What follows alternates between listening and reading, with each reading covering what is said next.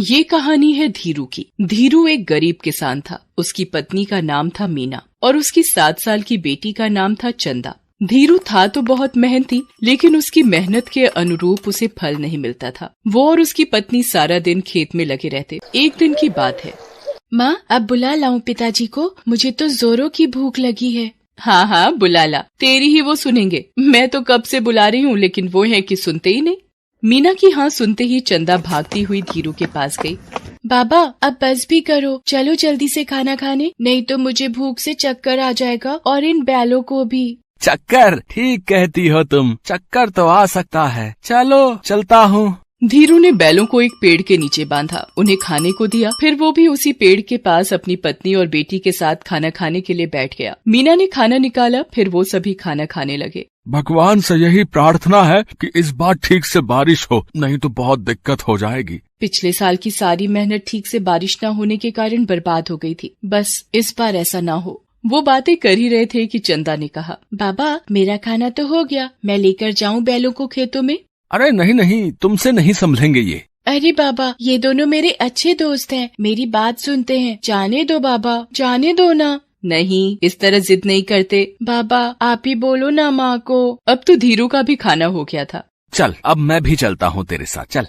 पिछले साल धीरू ने मीना के जेवर बेचकर बीज और खाद खरीदा था। बहुत उम्मीदों के साथ जब वो बीज बो रहा था तो उसे लगा कि इस बार बहुत अच्छी फसल होगी, लेकिन कम बारिश के कारण उसकी लगभग फसल बर्बाद हो गई। इस बार फिर से उसने खेतों की जुताई तो कर दी थी, लेकिन बीज और खाद खरीदने के पैसे उसके पास नहीं थे। और चारा भी क्या है हमारे पास, महाजन लाल सिंह के पास जाने के अलावा। पिछली बार तो मेरे गहने थे तो काम चल गया था, लेकिन इस बार कैसे होगा सब? मुझे उसके पास जाने का बिल्कुल भी मन नहीं करता। वो बहुत ही बदमाश है। एक बार जो उससे पैसे ले लिए तो उसका ब्याज कभी खत्म ही नहीं होता। पता नहीं उसका हिसाब कौन सा है।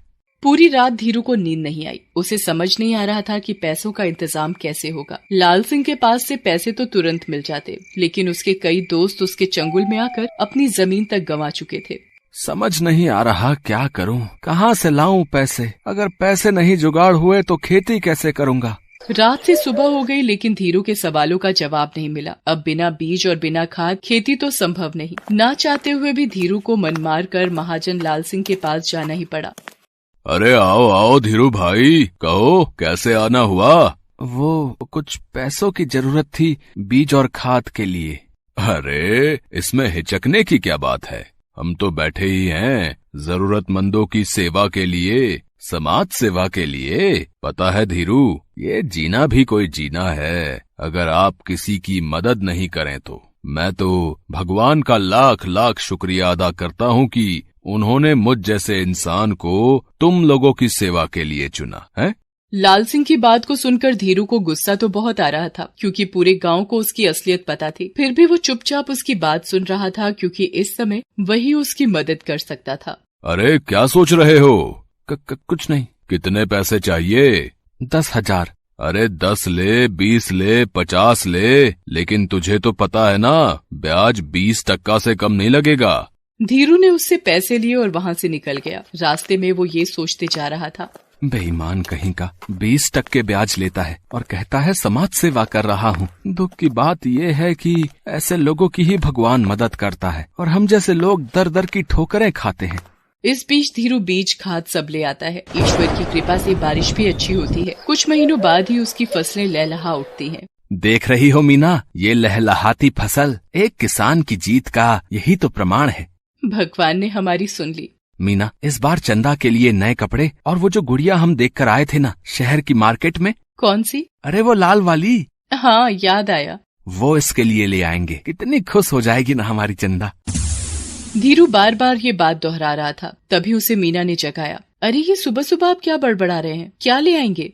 धीरू ये सारी बातें सपने में देख रहा था। हालांकि उसने बीज वगैरह बो दिए थे। थोड़ी बारिश भी हुई थी, इसलिए ज्यादा परेशानी नहीं हुई, लेकिन फिर तो जैसे बादल रूठ ही गए। पूरे गांव के किसान एक बार फिर से परेशान हो गए। अगर ठीक से बारिश नहीं होगी तो फसल तो मर जाएंगे। यही ख्याल सबके जहन में आ रहा था। दिन बीतते जा रहे थे, लेकिन बारिश का नामो निशान नहीं था। आखिरकार वही हुआ जिसका डर था। इस साल भी बादल थोड़ा ही बरस कर रह गए। इस साल भी उतनी बारिश नहीं हुई जितने की जरूरत थी। बारिश के अभाव में किसानों की सारी मेहनत बर्बाद हो गई। लेकिन इन सब बातों की फिक्र लाल सिंह को कहाँ। वो गाँव वालों से अपने पैसे के तगादे में निकल पड़ा। हरिया, अरे हरिया, कहाँ मर गया रे? हरिया ने दरवाजा खोला। उसे देखकर लाल सिंह गुस्से में आग बबूला हो गया। अबे मर गया था क्या? हैं? भला इतनी देर लगती है दरवाजा खोलने में? चल मेरे पैसे निकाल। पैसे तो अभी नहीं है, आपको पता है ना इस बार भी बारिश नहीं हुई, खेतों में फसलें मर गई हैं। तू भी जाकर मर जा, लेकिन मेरे पैसे देकर। कहाँ से लाऊं मैं पैसे? बे पागल वागल हो गया है क्या? मैं कैसे बताऊं कहाँ से लाएगा पैसे? चोरी कर, डाका डाल, या नहीं तो अपना खेत कर मेरे नाम। चल। लाल सिंह ने कई किसानों को उनकी जमीन पर कब्जा करने का डर दिखाया। उसके डर से हरिया और बिरजू ने गांव के ही पीपल के पेड़ से लटक कर आत्महत्या भी कर ली। उन दोनों की बेटियां चंदा की सहेली थी। अब तो चंदा के मन में भी डर समा गया था, लाल सिंह उनके भी घर आएगा, क्योंकि उनके पिता ने भी कर्ज ले रखा है। कहीं उसके पिता भी ऐसा कुछ न कर ले। वो बेचारी बहुत डरी डरी रहने लगी थी। एक रात की बात है, सभी लोग सो रहे थे। तभी धीरू सबको सोता हुआ छोड़ बाहर निकल गया। जब वो बाहर जा रहा था तभी चंदा की नींद खुल गई। उसने इतनी रात को धीरू को घर के अकेले बाहर जाते देखा तो वो डर गई। बाबा इतनी रात को अकेले कहाँ जा रहे हैं? कहीं बाबा भी तो।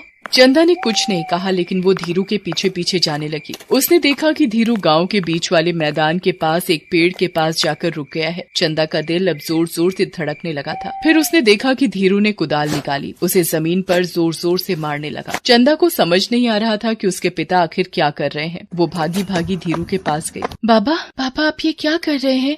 एक नई शुरुआत बेटा, एक नई शुरुआत। मैंने ठाना है कि मैं गांव में नहर बनाऊंगा और उसे दूसरे गांव की नदी से जोड़ूंगा। इससे क्या होगा? कल को अगर बारिश ना भी हो तो कम से कम हमारी फसलें तो नहीं मरेंगी। कल को फिर कोई किसान उस लाल सिंह के डर से आत्महत्या तो नहीं करेगा। पर पिताजी, ये कितने दिन में पूरा होगा? चाहे जितने भी दिन में पूरा हो, चाहे इसे पूरा करने में मेरी मौत भी क्यों ना हो जाए, लेकिन अब तो मेरी जिद है कि इसे पूरा करके रहूंगा। धीरू अपने काम में लगा रहा। दो नन्हे हाथ भी पूरी रात उसका साथ निभा रहे थे। वो नन्हे हाथ चंदा के थे। उधर लाल सिंह के सपने में वो दोनों किसान जिन्होंने आत्महत्या की थी वो आने लगे। कभी कभी तो वो दोनों लाल सिंह को दिन में भी दिखाई देने लगे।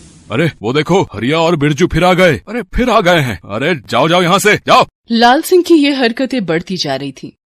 फिर पता नहीं एक दिन वो अचानक कहाँ गायब हो गया। इधर धीरू अपने काम में लगा रहा। पहले तो गांव वालों ने उसे पागल समझा, लेकिन धीरे धीरे गांव वाले भी उसके साथ हो गए और सभी ने मिलकर एक असंभव काम संभव कर दिखाया। आज उसके गांव में नहर बन गई है। अब किसानों की फसलें हर साल लहलहाती हैं। धीरू के जज्बे ने पूरे गाँव को ये सिखाया कि बुरी परिस्थिति में घुटने नहीं टेकना है, बल्कि लड़ना है, तभी नई राहें खुलती हैं। Thanks for watching.